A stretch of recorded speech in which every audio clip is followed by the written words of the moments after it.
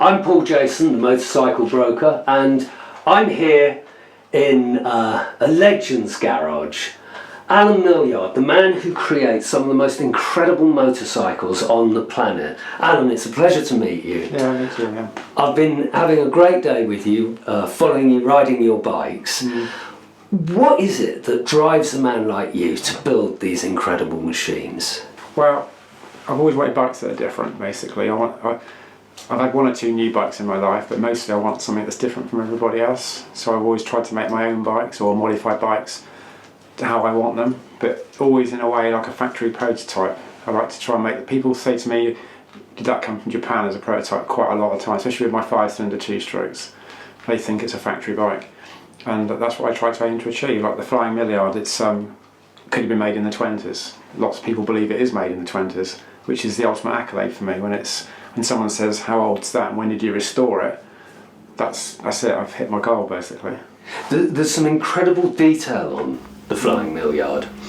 On all of the cases which you built them from scratch. Crankcases, I made the MDF wooden moulds, just carved them out by hand basically to what I felt was the right shape. No drawings, or I don't do calculations or drawings, I do it all in my mind. I just sort of just imagine how it's going to be finished and just make it from scratch. So hang on a minute, you don't use CAD? No, I don't use CAD. I could use CAD, I know how to do it, but to me it's like plastic. It's a plastic imaginary world that's not real. Your motorcycles, especially the Flying Millyard, they seem to straddle fine art and engineering. Now, how did that come about? Well, I've been asked this question before, and it's quite strange for me actually to say it myself, but it's almost like an artist painting a picture, but like an artist making a motorcycle. With the Flying Millyard, it's like a piece of antique, bit of brass and antique and the patina of age, but freshly made, but to look old. And that's the sort of look I was getting. I wanted this chitty bang bang set on the back, big brass horn, huge noise and presence, and the smell of Castellar.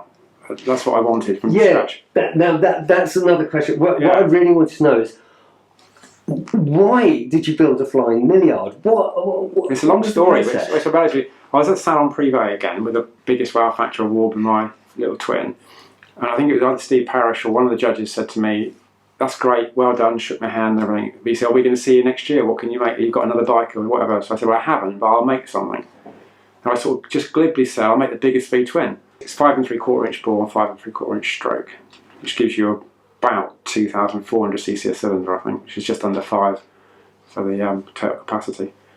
Pin to Birmingham, picked them up, brought them back and stuck them on the table and just thought, what angle? If I had the angle too tight like a Harley, the engine would be too tall. And if I had it too wide, like 90 degrees like a Ducati, the engine was too long. So I just settled on this angle, which I don't know what it is, but that angle there gives me the minimum height to minimum length ratio for my engine. So it was a question again. It's your 3D eye, isn't it? Where you just sat at the table and jiggle with them when that's it. Everyone says to me, "What angle is it?" So I don't know. So it's that angle. It looks approximately around about 60 degrees, I guess. So I don't know. And also, I had to fit a carburettor in there as well, so I couldn't have it. I had to get the manifolds and get the exhausts out. So I just laid it on the table, and I got a big bit of old wallpaper I'd laying around, and I scratched a circle, and I thought, right, the crank needs to be that diameter and that width. So the very first thing I did was rung up Alpha Bearing and said, "Can you make me a crank pin that's 200 millimeters long and 85 mil diameter and weighs about 15 pounds?" And they said, "Yeah, we can do that." So that was the long lead item for me. That took 8 weeks. So in that 8 weeks, I designed and made the crankcase. It's got the castings made. I pretty much made the flyball webs, made the con rods, and started machining the casings. So when the crank pin turned up, I pressed the crankshaft up, put the rods on, and built the crankcases, put the barrels on. And I had an engine that was basically working. So I just had to make the camshafts and modify some oil pumps to fit. And this is remarkable because you were at a show. And you said, "All right, I'm going to build the biggest V-twin." Yeah, it was September the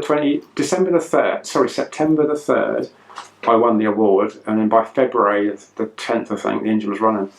So, was it literally that night you came back saw those cylinders? Straight on eBay, Straight on eBay. 8 weeks later, you got everything there. You got the engine together. Yeah, 8 just weeks before later. Christmas. I think I built it over Christmas. The first dry build. You have to build an engine loads of times. You do a dry build to test all the systems. First dry build was over Christmas. And I think, and then the last fire dry build was sort of mid-January and January. And then I had to sort out some temporary carbs and temporary ignition system to get it running, make up a little test bed. So you made these carburetors? From scratch, yeah, totally from scratch. They're billet aluminium. And you said that at one point you stopped working on those. Yeah, I started making them 2 years ago, and my dad died sadly 2 years ago, so I lost the plot. I used to come out in the garage and I just couldn't concentrate on, I couldn't see the vision, and I'd made no drawings, I didn't know what I was doing, so I just parked them and put them up on the shelf.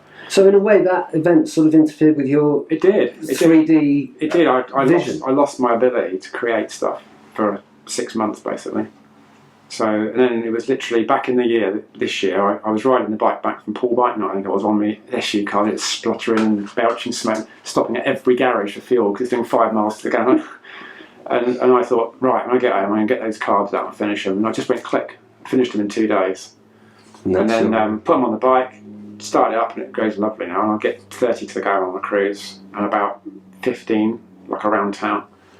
Which isn't bad for a 5 litre motorbike, really. And there's a date to do with your father on those. Yeah, I stamped his birth date on the 31st of May 1939 on the carbs, right, as if that's the carb date, the year the carbs were made, sort of, you know. Because I do that with all the parts I make on these old bikes. I stamp them up as letter stamps. So would you say the Flying Millyard on some level is a tribute to your father? He was very proud of what I did because he was an engineer himself, and he was.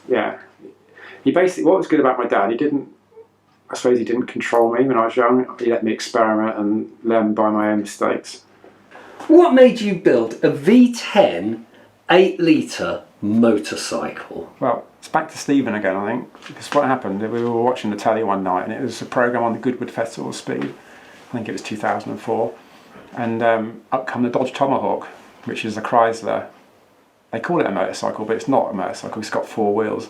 But it's like a motorcycle, and they rode it onto stage and everyone cheered and they rode it off, and that was it. We never saw it again until the Goodwood Festival when somebody rode it. They crashed it at like 50 mile an hour, whatever, 60 miles an hour, and it just fell over. The guy, so Stephen said, "Dad, why didn't you make a Dodge Viper bike?" And I just laughed at him and said, "You're having a laugh. One, where am I going to get an engine from?" He goes, "I've already looked on eBay, there's one on eBay." So I was like, "Oh no." Oh dear. Right, how much? You know, and he said £5,000, and I thought, oh my god. Anyway, it had like an hour to go, no bids. So I put in a bid, which was a lot less than 5,000, and won the engine. So I thought, oh my god, without even any thought other than him saying make a Dodge Viper. So I got my friend to come with me to go and pick it up in my old Land Rover. We had to winch it into the back of my Land Rover Series 2A short wheelbase, and the back went right down, the front was almost doing a wheelie. Coming home with this £800 engine in the back in weight, and plopped it down on the drive just there. It sat there for 2 years. Just gathering dust because I had no money because I spent all my money buying this engine, and I kept looking at it and thinking I might go back in a car. I think I kept thinking perhaps I'll put it in a Land Rover, you know. And then one day I just came out here and it just clicked, and I bought 2 tyres. First thing I did was buy 2 tyres, and I had the engine in the middle of the garage and 2 tyres, and I thought, and I could see it all of a sudden. I could see the bike and I could see me riding it down the street and it all working, and that's it. I just made the bike. Does placing yourself on the bike, do you think, make a difference? Does. When you can see that's it, and is that to do with the proportions? And you know, once those proportions are right, even if it's an engine and 2 tyres, where you go, that's right, the rest of it will fall into place. I just sat across it. The engine was there, and I was like, yeah, I'd have to lean like that, and I could just see it. And then the next thing I did was make the swinging arm. So I basically started with the tyres, wheels, forks, swinging arm. So I made those parts first, and then I sorted out some bevel box for the transmission, bolted that to the engine, bolted the swinging arm to it, and I positioned the forks with bits of wood and string to get the right sort of feel for the bike, and then I just filled the gap in at the front with a space frame header for the front.